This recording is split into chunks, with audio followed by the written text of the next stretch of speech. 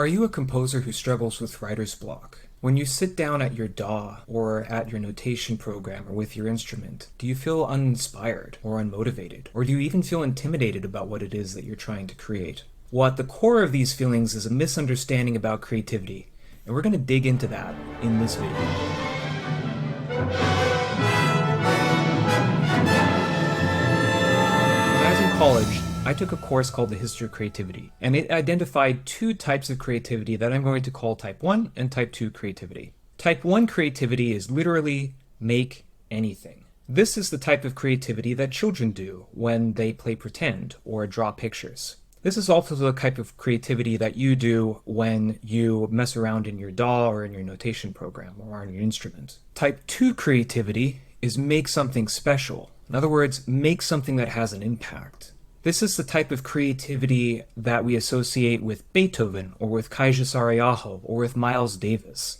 This is the kind of creativity that most composers aspire to, of making something that will draw in an audience, or that will bring in commissions, or that will bring them into the history books, or give them fame or money or prestige or those sorts of things. Now, before we go on, it's worth mentioning that these two types of creativity feel different when you're doing them. Type 1 creativity feels like curiosity. There's a sense of playfulness and joyfulness when you're engaged in Type 1 creativity. When you're in Type 1 creativity, the rest of the world just sort of fades away and you're just absorbed into the task that you're doing. In contrast, Type 2 creativity is worried about the outcome of things, and the feeling is one of judgment. Now, this can be a productive kind of judgment, like when you're editing something, but it can also very easily lead into a paralyzing kind of judgment, where you are either so worried about what it is that you're creating yourself, or you're worried about what it is that other people think, or most commonly, you are imagining what other people are going to think about what it is that you're creating.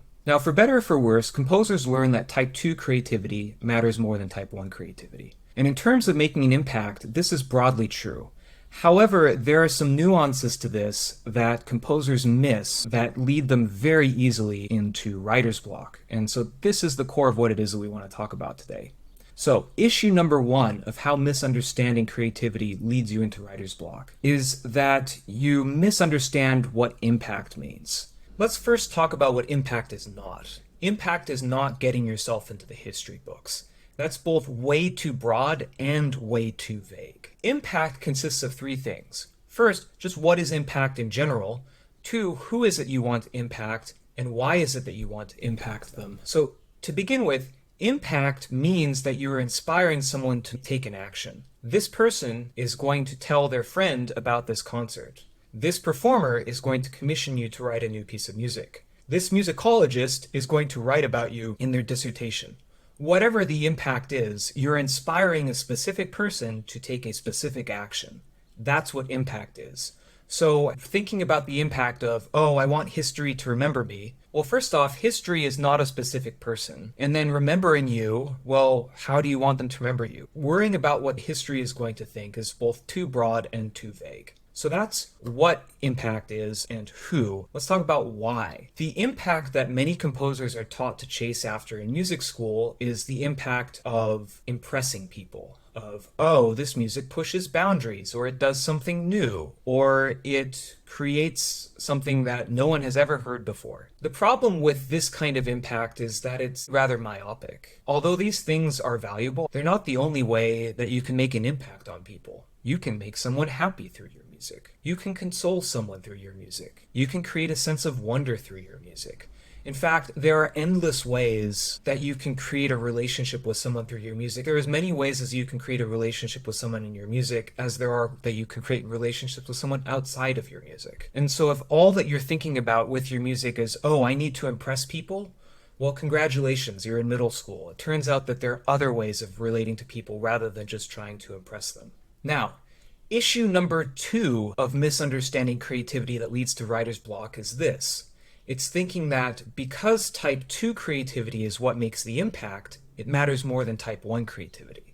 This is completely wrong. Type 1 and Type 2 creativity matter equally, and here's why. It is not possible for you to make type 2 creativity without going through type 1 creativity. If you try to do that, what you're essentially saying is, I want to make whatever I make perfect from the start. In other words, you want the outcome without going through the process. Type 1 creativity is the process of making your music. Type 2 creativity is essentially leading you to the outcome.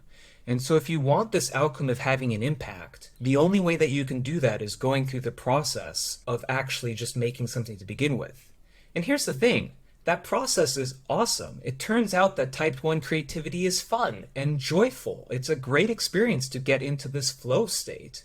And somehow we think that, oh, well, because I can't guarantee the outcome of type 1 creativity, that doesn't matter as much. Well, this is false. You need to have type 1 creativity if you want to have any hope of having type 2 creativity. So this is my invitation for you. Two things. First, if you're struggling with writer's block as a composer, give yourself permission to use type 1 creativity.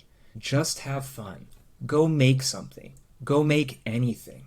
And then that leads to invitation number 2. If that's hard for you, if you feel like, oh man, I really need to obsess about this outcome, that's okay. You can worry about the outcome, but get specific. Think of a specific musician. Think of a friend. Think of a potential commissioner.